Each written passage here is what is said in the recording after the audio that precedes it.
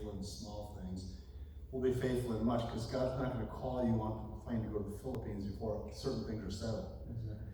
What were some of the early decisions you can remember that you're glad that you made? When I first got saved, I was working for Owens Corning Fiberglass, the big insulation company, Yeah. as an art director. So I didn't know much about the Bible. I was learning, just starting to read, but I was so full of excitement. I was a very devout Catholic. So I went to Mass every Sunday. I went to Mass. I did all the things that it told us to do. In the same way, Paul was a very devout person, and Cornelius was a very devout person. Didn't necessarily, I'll let you continue here. No, but yeah, a very devout religious person I was. Very faithful to my faith and what I was taught and trained to do.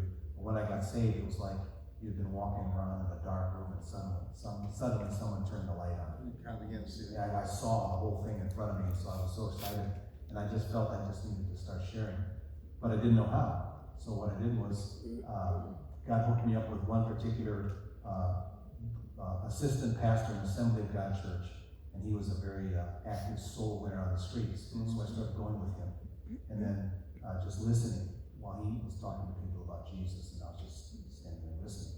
And then I decided to start doing these things myself. And so, because I didn't know much about the Bible, I just purposed to buy tracts and pass out tracts.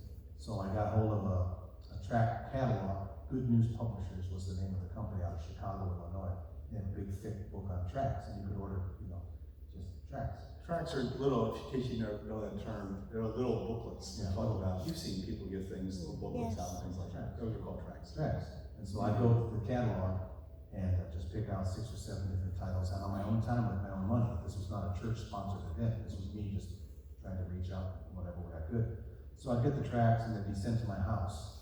And then I would go down to the local office supply store, have the pastor's name and address made into a stamp, rubber stamp, and I'd rubber stamp these things when I would come home from work every night. So I averaged about 5,000 tracts a month passing them out to people on airplanes, airports, at work, walking to work, walking from work, going to the bank. I'd give them a check, to deposit, and I'd give them a tract with it. So I averaged about 5,000 tracts a month, just passing them out. Jesus loved you, Jesus loved you, doing what I could.